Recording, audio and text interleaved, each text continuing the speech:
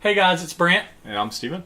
And we're back here to do another solo album review, the final solo album review, Paul Stanley.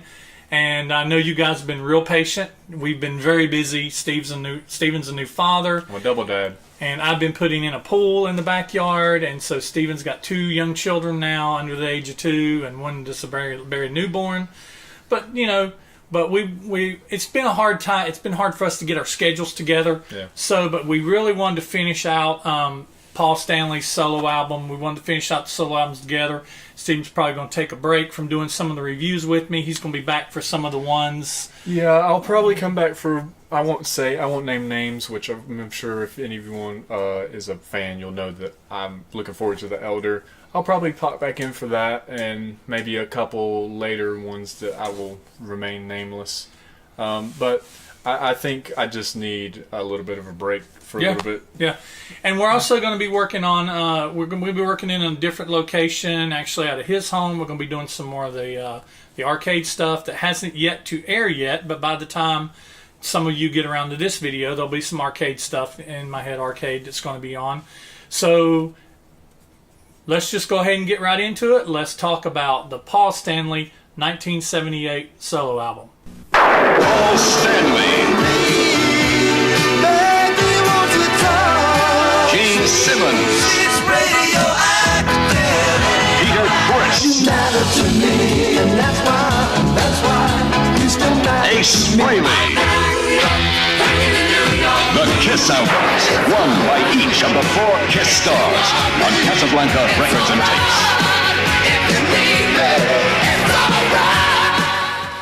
Paul Stanley's solo album was produced by Paul Stanley and Jeff Glicksman. Glicksman did not work on all the tracks, and Paul produced the rest of the tracks by himself. The album was engineered and mixed by Paul, along with Jeff Glicksman on the tracks that he helped work on. Mike Stone provided the bulk of the mixing, along with Paul Grupp, and assisted by Barbara Isaac. It was mixed at Trident Studios in London, England. It was recorded from February to July 1978 over a 6-month period at Electric Lady, New York, the record plant in L.A., and the Village Recorder in L.A. Paul began recording his album in New York, making tracks that was originally supposed to be demos.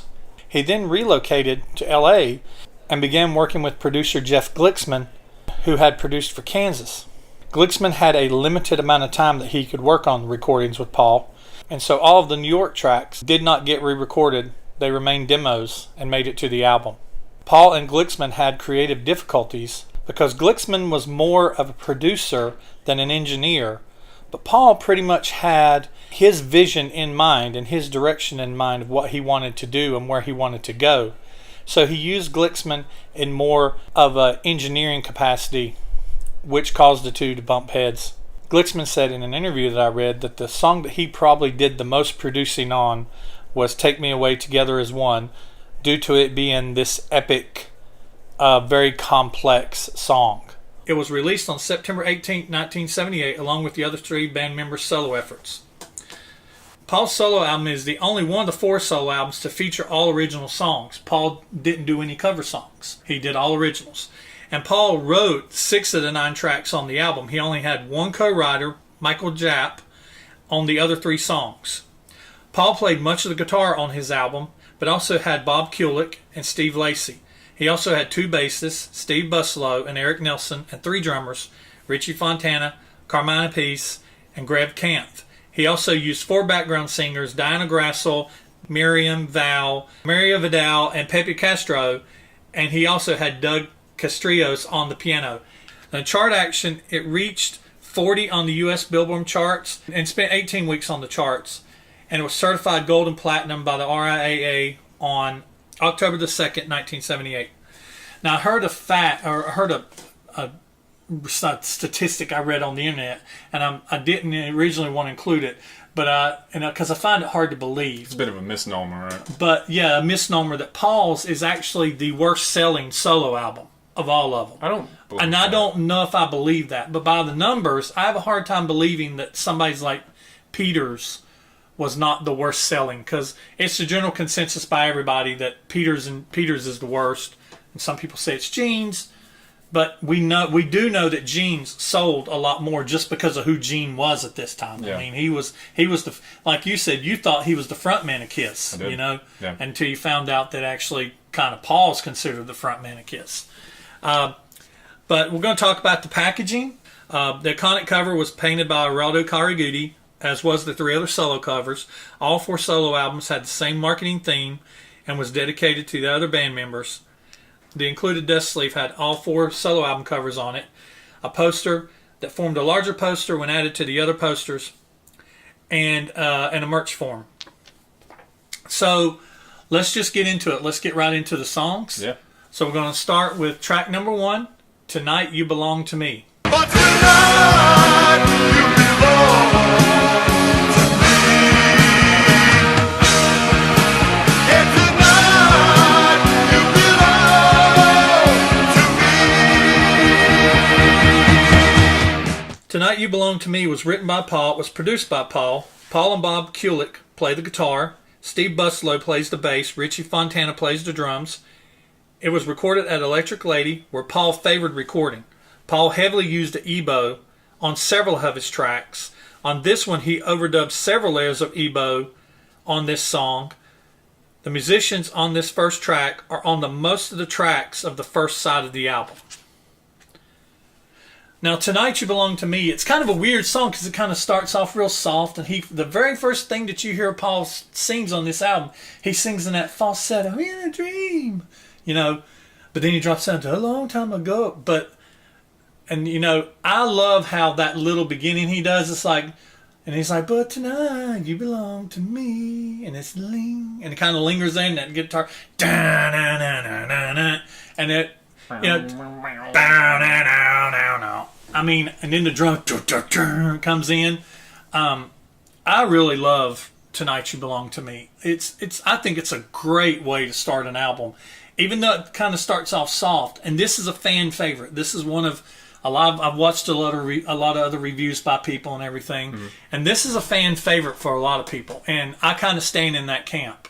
I love the, you know, this is Paul Stanley construction. I mean, this is one of those songs. Still waiting on that graphic. Yeah, I mean, the Paul Stanley construction.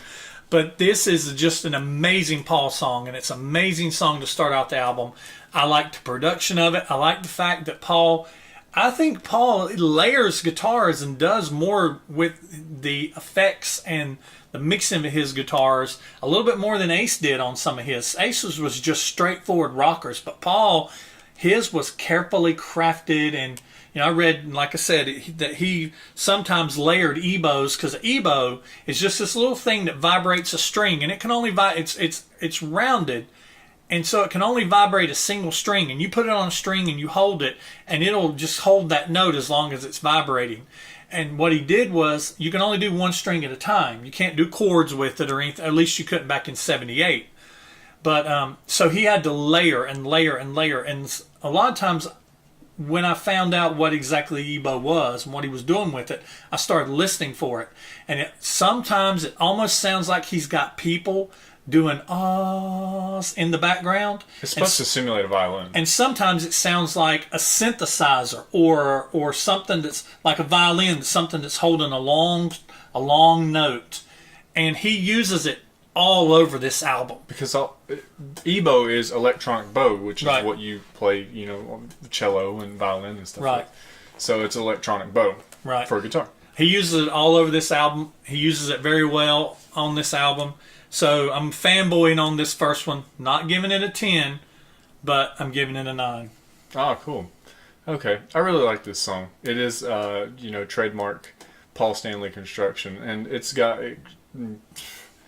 I mean, in terms of songwriting, I think this is just the first track on this album. And I think in terms of like pure songwriting, this is the best we've seen up to this point. And you're absolutely right about the way that Paul, you know, produces his guitars. I've read a lot of stuff that, you know, Other than some of the effects that Ace uses for solos, like delays or, the stuff that whenever he catches his pickups on fire and does that thing where the guitar flies away in the sky, he'll have like maybe a fuzz pedal or maybe some kind of distortion pedal, but he's known for being like a guitar into Marshall kind of guy. So, all you have to do for him is set the EQ right. Right. And it's ready to go. But Paul's a little more methodical than that. Methodical, yeah. So I think that's why he went out of his way to.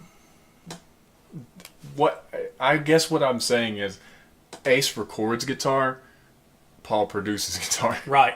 Exactly. Like I said, and I mentioned Ace in the Ace thing where they did different things where they set his amps up in different rooms to capture stuff, and stuff like that. And that's good audio engineering, right? But if you listen to Ace's album, it seems he does overdub. But if you listen to Paul's album, Paul, like, for every overdub that Ace did, Paul probably did too. Yeah, we're reaching like Alice in Chains level layering on this album in some songs. Not all of them. Right. So I scored it a 9. What do you score it? 9. A 9. Okay, 2 9s right out of the gate. Boom. So next, we're going to move on to track 2. We're going to move on to Move On. Move on, that's what you told me. Move on, yeah. Move on, whoa, whoa. Move on, I'm living on my way. Tell you that. Move On was written by Paul and Michael Japp, produced by Paul. Paul and Bob Kulick play the guitar, Steve Buslow plays bass, Richie Fontana plays the drums. Ebo was used on this track also, about 6 layers of them according to Paul. The backing vocals on the recording were Diana Grassell, Miriam Naomi Val, and Maria Vita. Now, Move On is, it's a good song, and honestly, for me, I know there's a lot of people, they love this song. I know Paul loves this song. He's played it on his solo tour that he did back in the 2000s on the Live to Win tour, and that's now. If you've never listened to Live to Win, the concert Live to Win that he did, I think in I don't want to say where it is because I'm probably wrong, but it's a good concert. Paul's voice was still in good shape then, and he did several songs off his solo album, including Tonight You Belong to Me and Move On. Oh, cool. He didn't do my favorite song off this album, but we'll get to what that song is later. But Move On is, it's a good song and everything. I like it, just kind of and I like the verse. I like the when I was just a baby, mama sat me on her knee. I like that the tempo of it and everything. It's got that rock and roll. Yeah, it's not a pretty women gonna try and tie you down, But then it's Move On. That's what she told. And I'm not saying I don't like it, but I don't hate it either. But I don't like it. So I really don't have anything more to say about it other than, he only uses the female background singers on this one song. It fits. It does. It's got a good solo, and I like the outro solo. Bob Kulick, he played solo on the first song. He played solo on this one. And Bob Kulick, he just kicks ass. He's killer. He's as good at him and his brother, man. They're him and Bruce are just awesome. Yeah. And I like how it ends, that solo at the very end of it. Just the way it ends. It doesn't fade out. So no, it does fade out, right. Paul does a lot of not fading out. He finds ways to end his songs. So, but I give this song a 6. Okay. Clearly, we have a little bit of a discrepancy between us then, because I actually really like it. Quite a bit, actually, to the point where I'll just say it, I'd give it an 8. Okay. I like it a lot. I like the solos, and the first solo is very dynamic, I believe. And the outro solo, I think, is just a nice little flare of touch. Because normally, traditionally, with his songs, we get the one solo, and then maybe we get a few kind of little tasty licks in between the chorus or whatever, or the bridge, and after the solo. But then we go back to the chorus and fade out, and we get an outro if we're lucky. Right. But I really like the way that the song is written. I'm not the biggest fan of the chorus, but I like the verses, and it's a very fun and footloose song. Right. So that's my reasoning for that. I give it an 8. All right, cool. All right, so we're going to move on to the next song. We're going to move on to track 3, Ain't Quite Right. Girl, you gave me good love, but it ain't quite right. No, I won't tell you that you're the only one for me. Ain't Quite Right was written by Paul and Michael Japp, produced by Paul. Paul and Bob Kulick play guitar, Steve Buslow plays bass, Richie Fontana plays drums, Pepe Castro sings background vocals, and an EBow was also used on this track.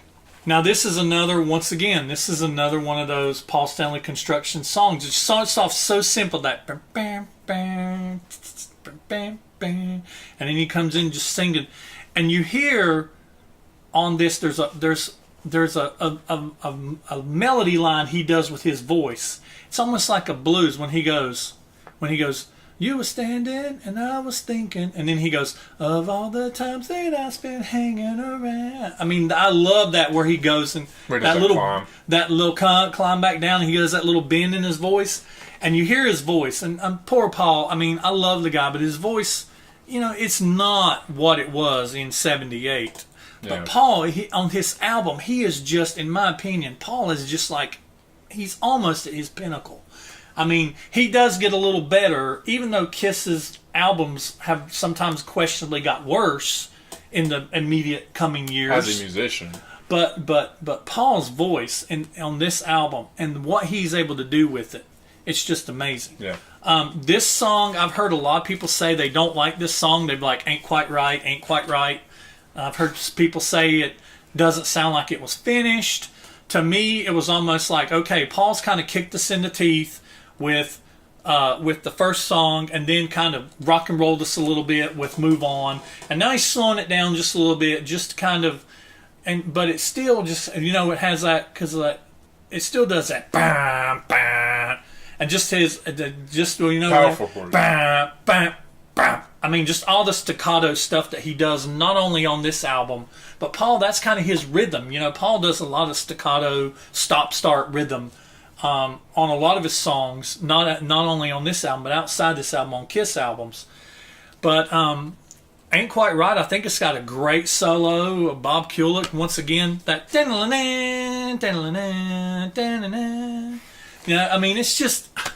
I mean, it's just a phenomenal song. I mean, it's Bob Kulick too. I mean, so he almost was Ace. Could have been Ace.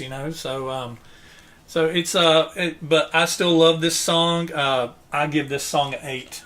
Okay. Yeah, Ain't Quite Right. I do like the song quite a bit. I like the solo, and as someone who is a little more adept at being a rhythm player, I appreciate the thought that. I appreciate that rhythm is the forefront thought rather than the lead. Mm-hmm. And I enjoy, the sound of the guitars. I mean, the guitars, I believe, are really well recorded on this album. Mm-hmm, they are. And just when you do get those little riffs that do leave a bit of air in the song, you really can get a feel for them. But I mean, I'm not quite as much as a fanboy for you this one, but I am going to give it a 7. Okay. All right. Okay, so we're going to move on to the next track. Track 4, Wouldn't You Like to Know Me? Wouldn't you like to know me? And wouldn't you like to show me you care? Wouldn't you like to take me? And wouldn't you like to make... Wouldn't You Like to Know Me was written by Paul, produced by Paul. Paul and Bob Kulick play guitar. Steve Buslow plays the bass. Richie Fontana plays the drum. I really like this song. I like how it starts, and one thing this is one of the songs I meant to mention it prior to this, but Paul makes very good use of stereo recording on his album. Yeah. He don't quite separate, left and right, but he has things layered that are on the left side that aren't on the right side. He's got a lot of filler on both sides, a lot of background rhythms and stuff that's on both sides. But like at the beginning of this song, it starts off the one side's doing the whole and the drums are doing the and then on the other side, on the other speaker, there's just a rhythm guitar going and when you hear that in your head, you're like, it gives it that layer of that extra depth and everything to it. And so I really like, and like I said, I don't know if you've noticed, but I've said that this album was produced by Paul Stanley and Jeff Glicksman. We've yet to get to a song that was produced by Jeff Glicksman yet. So Paul did some of the better songs on this album by himself. So, but I like this song. I mean, to me, it's a rocker. This could be a Kiss song. Wouldn't You Like to Know Me could have been a Kiss song.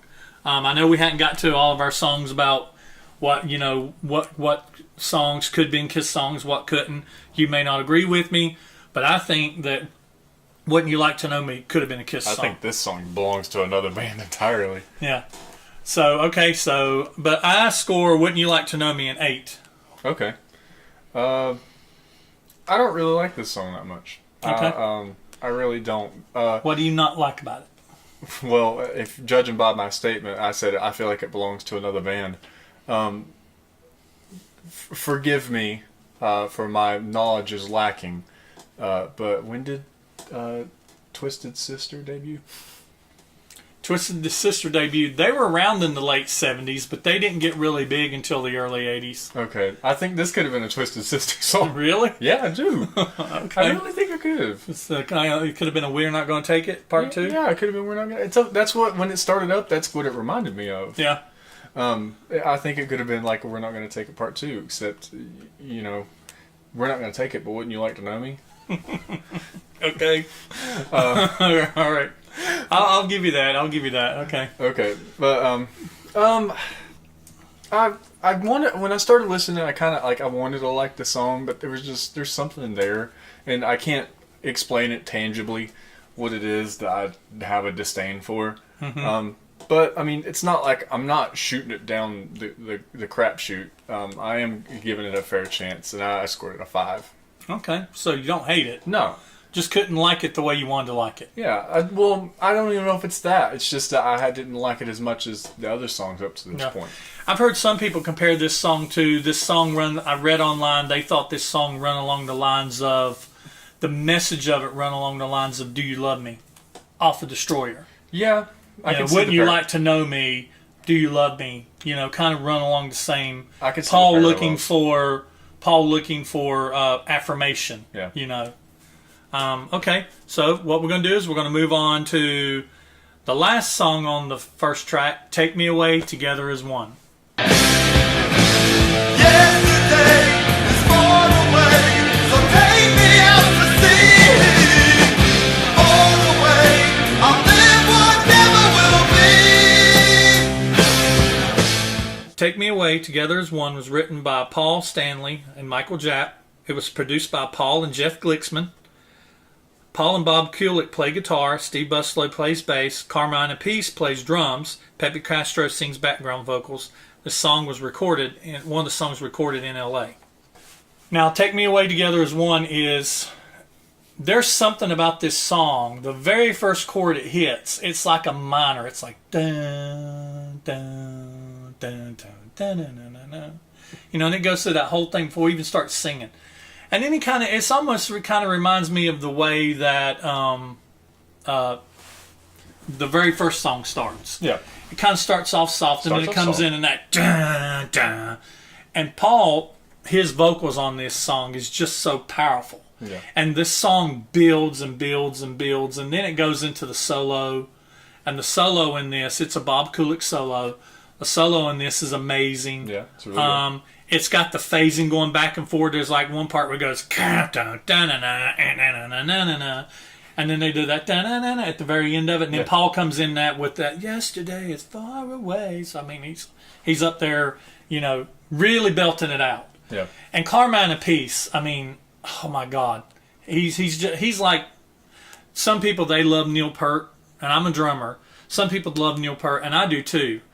And but Carmine Appice, he is just amazing. And he puts his you could hear this song and you could tell, okay, this ain't the drummer that's been on all the other songs, because he's putting in those little drum licks every opportunity he gets, and he's doing the double bass with, the double bass licks with his hands and stuff. And so to me, this is, I'm not going to say it is, the score will tell, but this is possibly my favorite song on the whole album.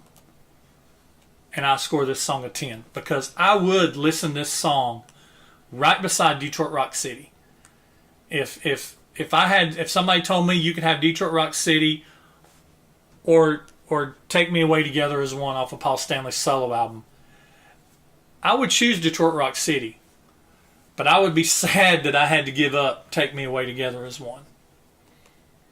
I mean, this song to me is it's to me, my opinion, it is Paul Stanley built a mansion, and he nailed every nail in straight, and the paint job was perfect. To me, it was written perfect, composed perfect, it was arranged perfect, it was produced perfect, recorded perfect. He had the right musicians. I mean, to me, it's the perfect Paul Stanley song. So, what about you? Okay. Man, that's going to be hard to follow up. I don't think I feel that as strongly about it as you do, but I also don't dislike the song, definitely. It's kind of, I mean, it is very similar in terms of arrangement to the first, except we get a little more extreme example because you do hit a ceiling from our first track. But this one, he just kind of keeps going. And it's what my choir teacher used to say, sing from your feet. Pull the air up from your feet and sing through your chest. And that definitely seems like what he's doing. Yeah, when he comes out of solo, yeah, it's like if you don't feel what he's feeling, then you're not really listening to the song. You're not, yeah. Yeah, if you don't feel what he's feeling, you're not really listening. Yeah. Because, I mean, he's singing with everything that he has. Yeah. This is the one song that he didn't sing on his Live to Win. I don't know if he's ever sang this live, but if he is, and I've never really Googled it. I've never really Googled it or looked it up on YouTube. And I almost don't want to hear it live because I almost know that he cannot do it the way he did it in the studio. Oh, it'll ruin it for you. It would ruin it for me. So I don't know if I don't put it in the comments if it exists because I don't want to hear it. He'll delete it. But I'll flag it. I'll report it. So what do you think about this song? Score wise, I give it an 8. Give it an 8. Yeah. All right. Is there anything you don't like about it? The song starts in suspense because of the nature of a minor chord. Mm-hmm. Yeah, that's probably one of the biggest things. Did the hair stand up on your arms? Did you grin a little bit whenever they come in that very first time they do? Dun, dun. It's really powerful. Yeah, it's a really powerful song, and you got a Bob Kulick solo and thrown in there to boot, and right. A pretty good one at that. Right. I would argue it's probably the best on the album. Right. In my opinion, I think it is.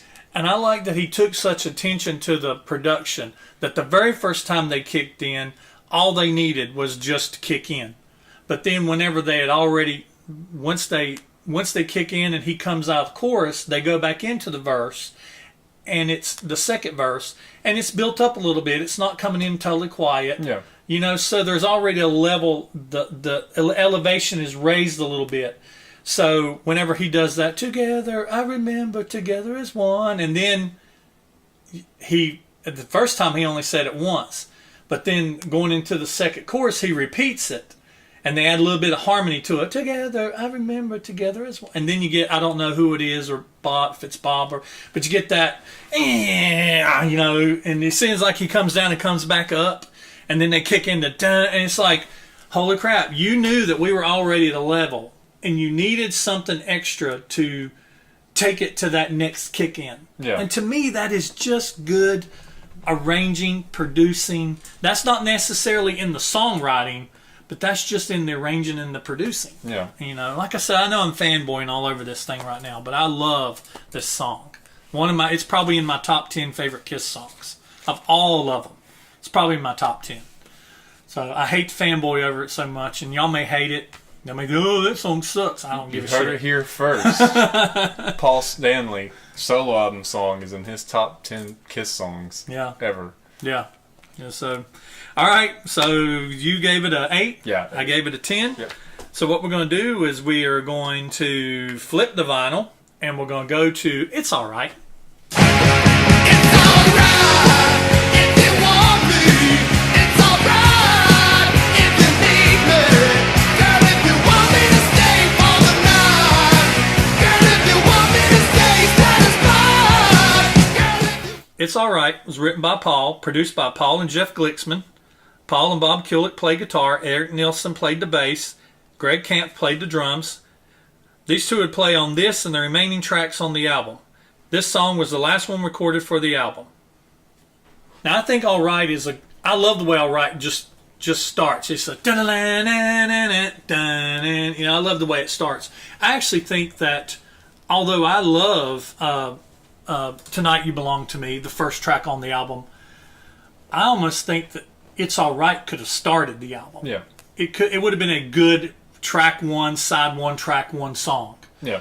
And It's then the one they used to promote the album. and then It's All Right, and then Wouldn't You Like to Know Me, or Take Me to... I'm getting them confused. The first track. What is the first track? Dang it.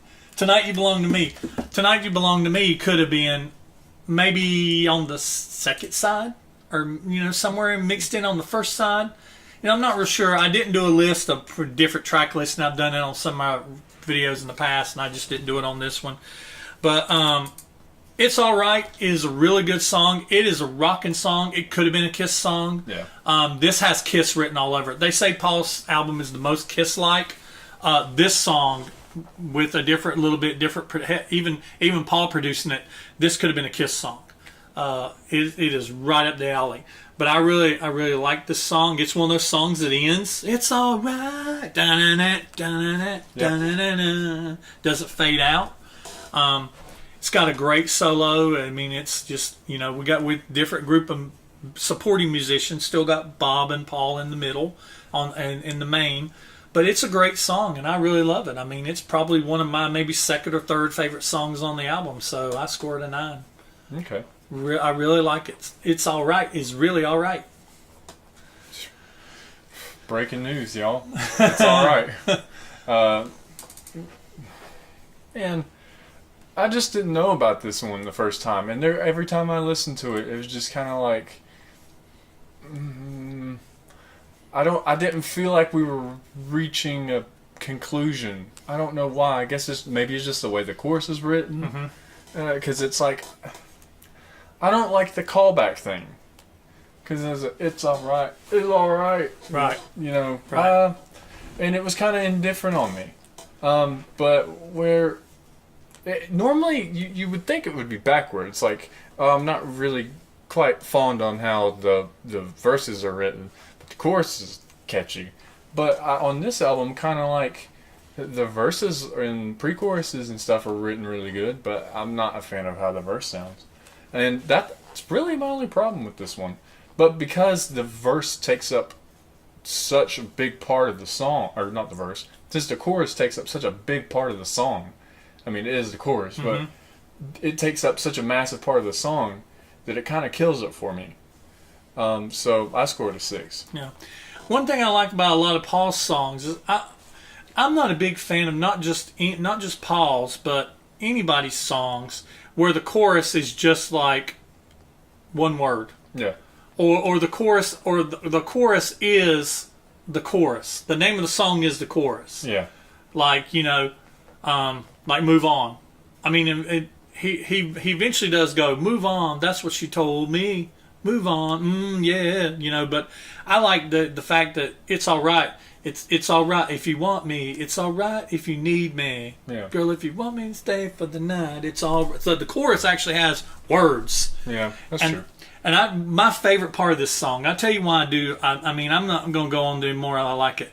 But my favorite part of this song is the bridge. When he breaks into that, go, you know, I'll be leaving in the morning. Yeah. You gotta take what you can. And That then he is does good. that staple. Yeah, you know, whoa. You know, that Paul Stanley staple. And then they do that. Yeah, and they do that little breakdown. Come over here. You know what I'm talking about? Get over here. Come over here. Oh, people say here. You know. But that's my favorite part of the song. And he breaks, oh, it's all right. You know, it does get a little bit repetitive with the chorus. Yeah. But the bridge and the breakdown before he goes into the last chorus leading out to the outro Justifies it. Yeah, for you. I mean, yeah. And like I said, I like this song all the way around. So I gave it a 9 and you gave it a 6. All right. So we're going to move on to Hold Me, Touch Me, Think of Me When We're Apart. Touch me.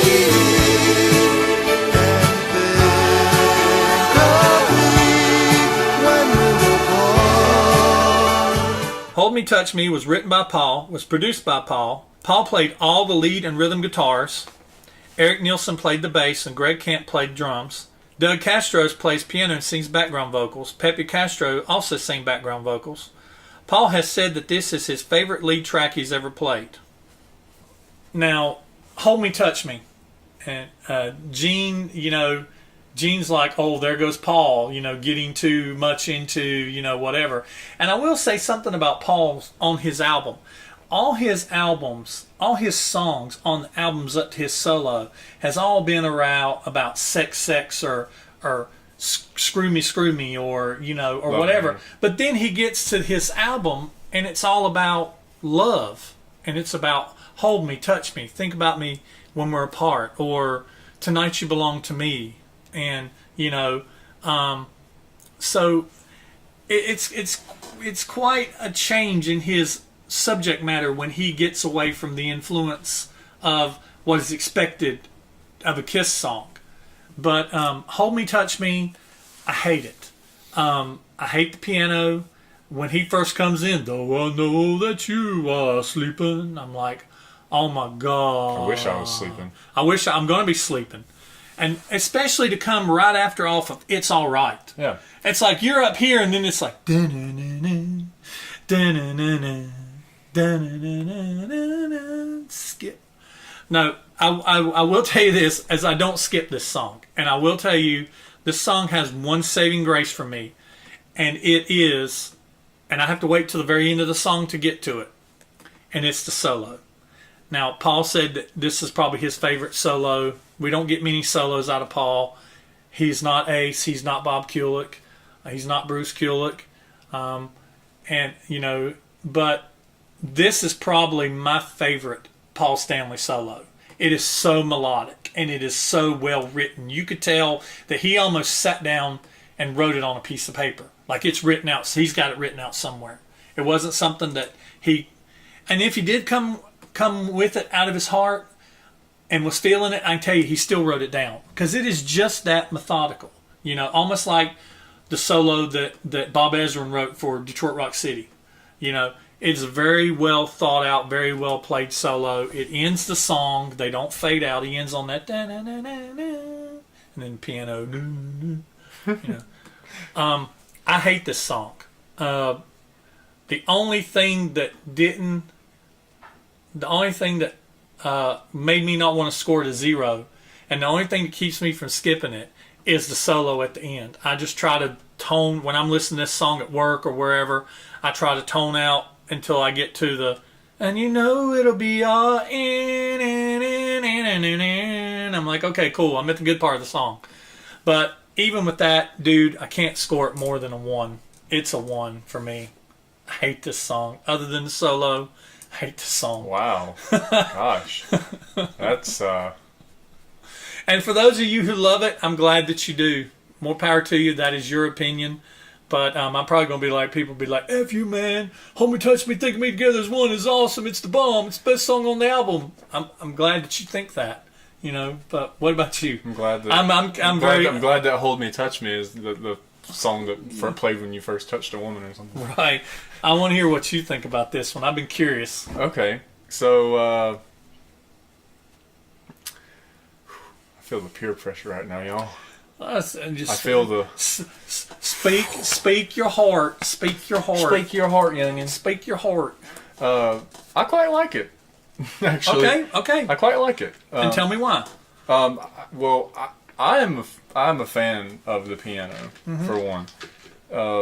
I don't feel like it's misplaced. Maybe in order of track listing, it's misplaced, but I don't feel like in terms of songwriting, it's. I mean, to me, it's no more out of place than "When I Wish Upon a Star," and you know, I would gladly listen to this over something like "Kissin' Time" or something like that.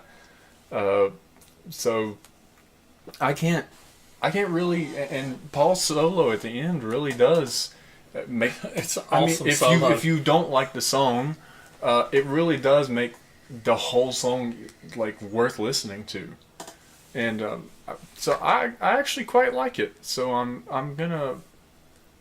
You know, I don't know, where do a lot of people sit in this camp? I mean, I'm not changing my score or anything. I'm just I don't curious. know. I really don't know. I really don't know where people sit in the camp on this song. Well, I think that's good because I'm going to sit right in the middle. With the 5? No, I went 6. I'm a little, 6, I'm a little okay. more on good side. Alright, so I'm like 1 and 6. I'm like half the camp plus you, Okay. All right. plus your 1. Okay, so that's awesome. So now we're going to move on to the next song, next to the last track, Love in Chains. You keep your love in chains, love in chains, and only fear remains, and keeps your love in chains. But isn't it time? Love in Chains was written by Paul. It was produced by Paul and Jeff Glicksman. Paul plays rhythm guitar. Steve Lacy plays lead guitar. Eric Nielsen played bass. Craig Camp played drums.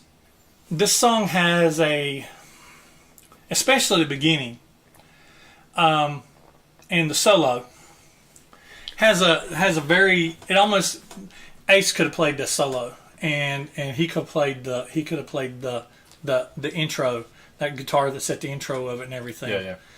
Yeah.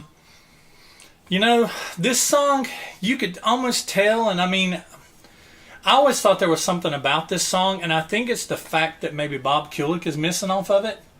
I don't know what it is, but this song just has a different sound to me than the rest of the songs do. It's a good song. I don't hate it. It's not one of my favorites on the album. I guess the song, what gets to me the most about this is probably the chorus. Just that whole love in chains, love in chains, but I do like that whole. I like the rhythm under the verse, and I like the verse in it. I like the way he sings it and everything. The solo is good and everything, but it's just it doesn't really do anything for me. Doesn't stick out. Right. It just kind of falls back to the median for me. So I score this one a 5. I don't hate it. I don't skip it, but it's definitely not one of my favorite songs on the album. Yeah, I'll kind of ping off what you said about the chorus. It is a little dull. It does have a good riff to it, I think, for the intro and for the verses. They're kind of cool and they're kind of, they're really jammy and stuff. And you can tell that there's a different guitar player. I could tell there was definitely a different guitar player. I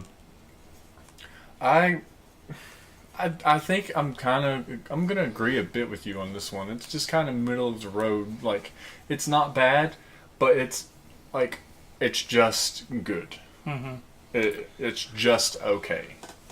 And Paul only had 9 tracks on his album, and I think his album is still just as long as everybody else because he does have some songs that are a little longer than others. The first side of the album seems very long because it's 5 tracks, and the second side of the album seems very short because I think time-wise I haven't really broke it up, but I think that the second side of the album is shorter time-wise, and it is only 4 tracks. But I do know that Love in Chains wasn't the last song that he wrote for the album, but I also know that Paul was, he was writing material in the studio as he went. So this is one of those, I think, that I would track this up as maybe what a lot of people call filler. I think this is a filler song. You know, to me, it screams of filler. And for people out there that love it, you know, that's great. You know, if you love it, then more power to you. You know, but for me, I score it a 5. What'd you score it? 5. 5. So middle of the road for both of us. So we're going to go to the last track on the album, Goodbye. So goodbye. It's only for now. 'Cause I'm feeling bad. I'm swerving somehow. Goodbye was written by Paul. It was produced by Paul and Jeff Glicksman. Paul and Bob Kulick played guitar. Eric Nelson played bass. Greg Camp played drums.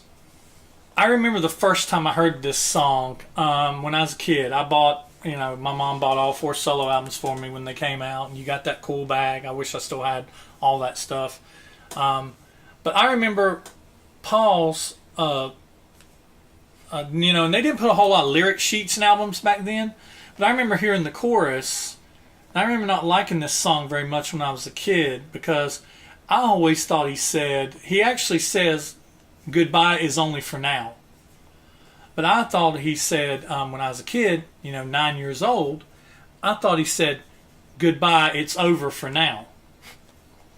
And so I remember thinking, goodbye, and there was a lot of rumors that Kiss was breaking up because, you know, they did the solo albums. And, you know, and then in 79 when Dynasty came out, it was the return of Kiss, you know, and everything. And that was the first time I actually got to see them live when I was 10. I was on the Dynasty tour. But I remember thinking, you know, I didn't like this song. In my 9-year-old mind, I didn't like this song because this song was goodbye, you know. You meant Kiss was breaking up. Right. But funny. As an adult, I love this song. I love the way that, and I've seen Bob Kulick, there's videos of this actually online where you can see him. He shows you how he plays this song. He's got the multiple cameras going, and he's doing the and he's doing the dun dun dun dun dun at the beginning that he does, and the bass on this is really cool. It's got that you know bass line to it. But I just love how whenever it goes, it's like Paul, like I said, he either does those staccato or he does. When he sings, he'll hit a note and he'll hold it like Love Gun. I really love you, baby. And Detroit Rock City. I feel uptight on a Saturday night. Bass rides under it. I mean, he's holding out these long notes and everything. So he does this on Goodbye, too. But he's like, ain't it funny when the time slips away? And then he goes, now I'm leaving and I wish I could stand. Goes in that little riff, that damn, and then they do that stop. It's like but goodbye, you know. But I like this song.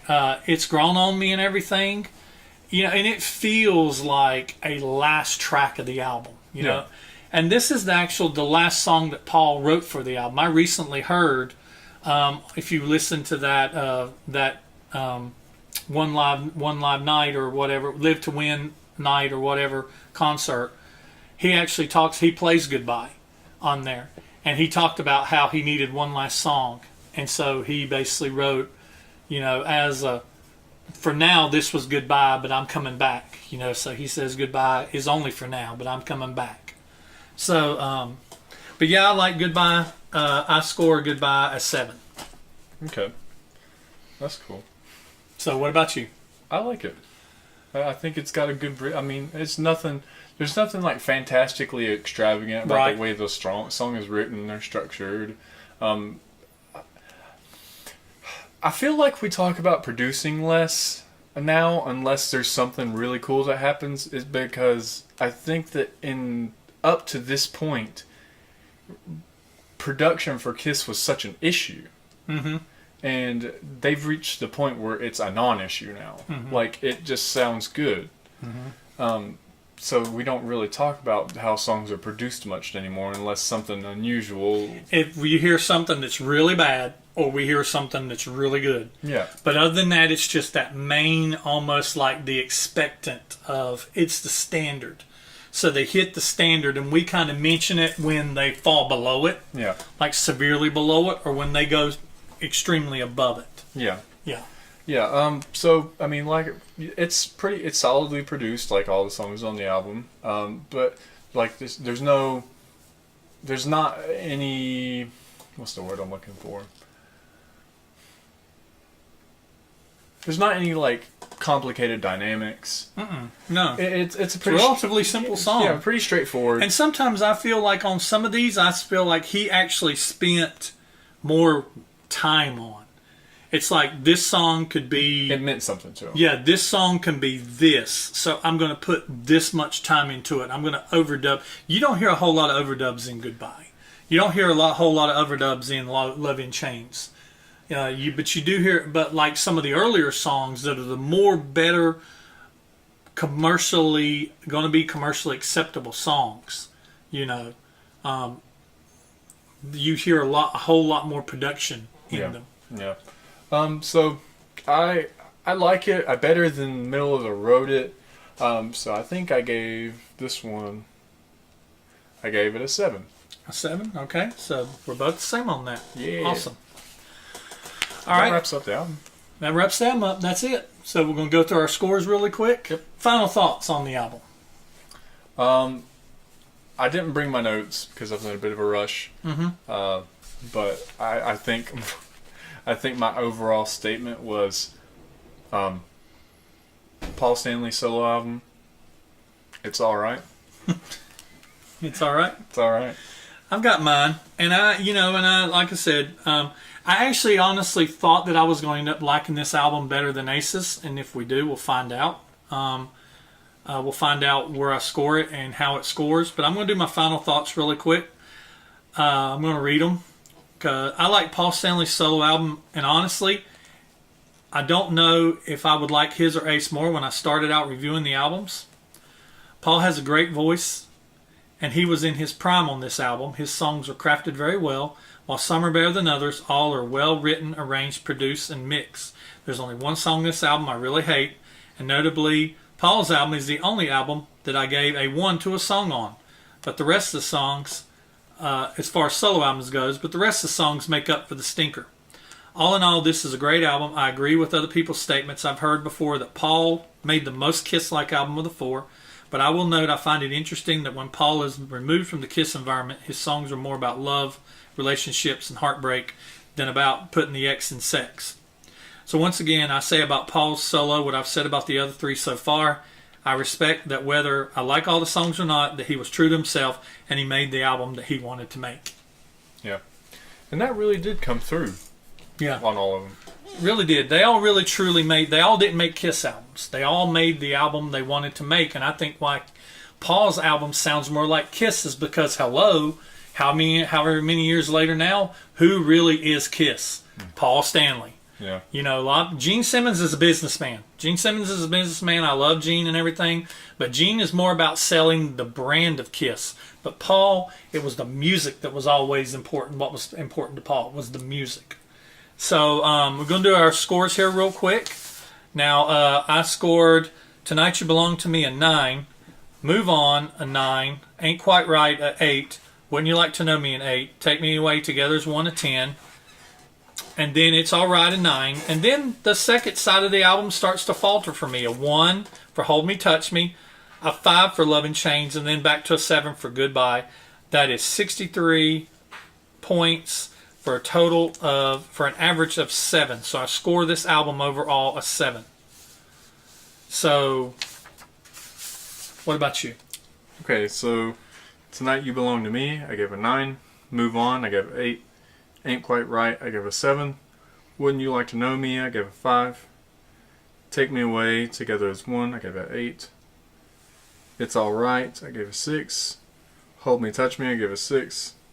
11 Chains, I gave a 5. And Goodbye, I gave a 7. For a total score of 61, divided by 9 tracks is 6.77. 6.77. Yes. So I know you don't have your notes with you, but does that make Paul's your second most liked? No, it makes it my most. Your most liked. So you actually liked his better than Ace. Yeah, Aces was like, I don't remember, 6.4? Something like that. It was low sixes. So for you, it would be Paul, Ace, Gene Peter. Okay. All right. So go through my rankings here, and we'll see where Paul stacks up with other albums as well as the solo albums. So my rankings as of right now is Alive 2 is still my favorite with 7.75. Ace's Solo at 7.44. Rock and Roll Over at 7.1. Alive at 7.06. Paul's Solo a 7. Love Gun a 6.9. Destroyer a 6.77. Dress to Kill 6.3. Kiss Debut 5.9. Harder Than Hell 5.7. Gene's Solo 5.55. And Peter's Solo 5.5. So that basically puts Ace's my favorite, Paul, and then Gene, and then Peter. And you had asked me, I remember on one of the last videos we talked about where Paul was going to fall. Was he going to fall up more towards Ace, down towards Gene and Peter, or would he fall in the middle? And he fell in the middle. He did. He was even though he was only just a few points off of Ace, there was still several albums separation between the two of them. Yeah, there's a lot that fall on that mark, and it's easy to do. It's easy to fall in that range because it's just the law of averages. Yeah. And honestly, I have both of these CDs. I have Ace's CD and I have Paul's CD in my car, and I probably go back and forward listening between the two of them because honestly, when it comes down to it, they're so close. My point system is really the only thing that differentiates to me that I like Ace's better, because if I look at both of these, I like this album. I like this album. I like them both. Well, think about if you didn't have Hold Me, Touch Me on there. Yeah, if I didn't, but I kind of figured out if I didn't have Hold Me, Touch Me on here, Hold Me, the song that replaced it would had to have scored at least a 6 to tie Ace's. I did figure that out because I was like, what if we didn't have the stinker? It would have had to still been a pretty strong song. It would have had to at least been a 6 to tie Ace. It would have had to been a 7 or greater to beat him. Because like I said, there were several songs on Ace's album that I absolutely adore. So, but that's going to wrap it up for today. And Steven, I appreciate him being here with me for these reviews that he's done with me. I'm looking forward to him being back. But I understand he also needs the break. You will be seeing Steven again in some of my. If you can't get enough Steven, he's going to be with me in. We're going to be doing some In My Head arcades. He's also looking at doing some content for my channel all on his own that we'll put on here. So I'll be sure to keep you in the loop on that. But for now, I'm Brent. I'm Steven. And we'll see you next time. Thanks for watching. We. Yeah, boo. Yeah.